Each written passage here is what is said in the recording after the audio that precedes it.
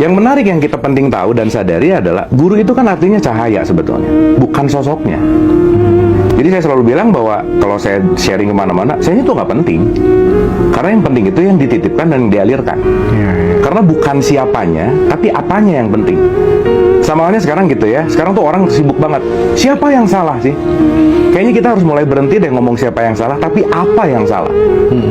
Bukan siapanya gitu. Karena point of view-nya adalah apa itu sendiri gitu. Nah, yang pada akhirnya kemanapun kita berguru, guru sejati kita tuh nggak pernah ada di luar diri kita sih.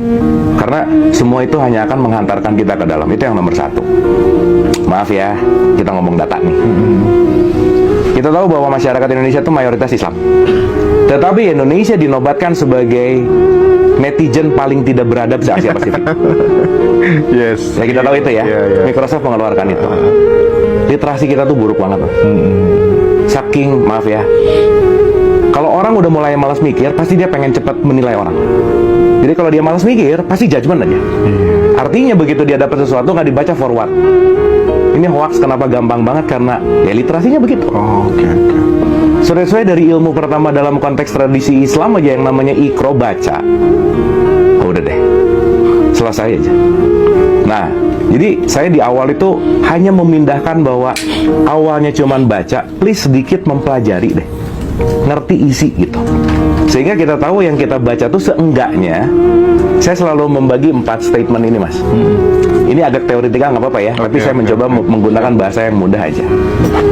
Ada 4 tipikal manusia nih dalam pandangan ini, di research saya gitu ya. Kelas 1 tuh namanya asbun, Mas. Yang penting bunyi aja. Dan ini mendominasi nih. Bunyi doang udah. Yang kedua tuh dia punya knowledge, tahu.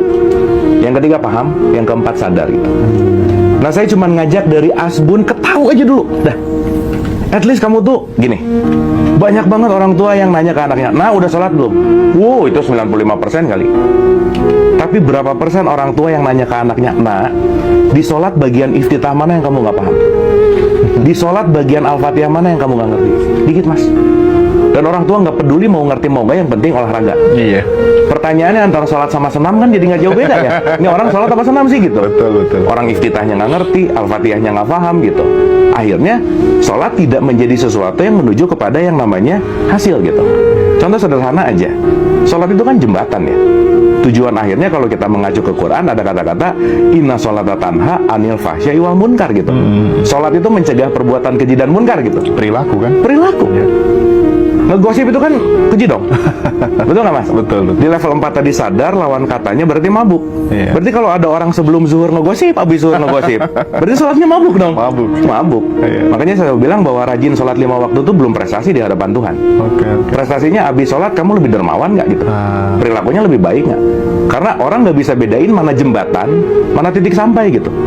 Dan yang bahaya adalah ketika dia di jembatan udah ngerasa sampai gitu. Akhirnya muter di ritual, muter di syariat, tapi nggak nyampe ke titik ini. Nah, saya tuh sederhana sih, Mas. Saya cuman pengen membuat naik 3% misalkan, changing paradigm dari level 1 nih ke 2 aja. Dah, naikin literasi dikit aja. Dari asbun ke tahu. Dari abus nggak tahu aja udah kesadar, udahlah kejauhan lah gitu.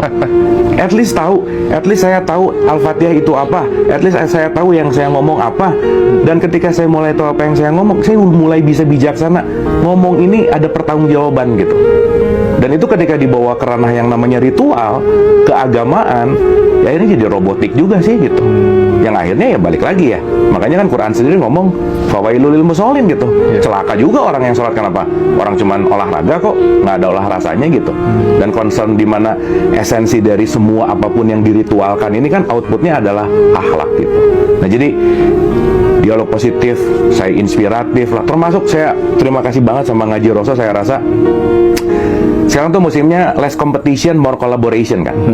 Karena yang kita akan lakukan ini adalah mau nggak mau kita bersama-sama menurunkan quote and quote ya permasalahan ini gitu. Dan kalau kita nggak bergandengan tangan mau gimana gitu. Makanya prinsip paling sadis yang kita punya tuh kan sebenarnya gotong royong ya. Dan gotong royong ini saya rasa harus dinaikkan. Dan kalau kita nggak bersama-sama untuk dalam tanda petik menyelesaikan ini, nggak bisa sih.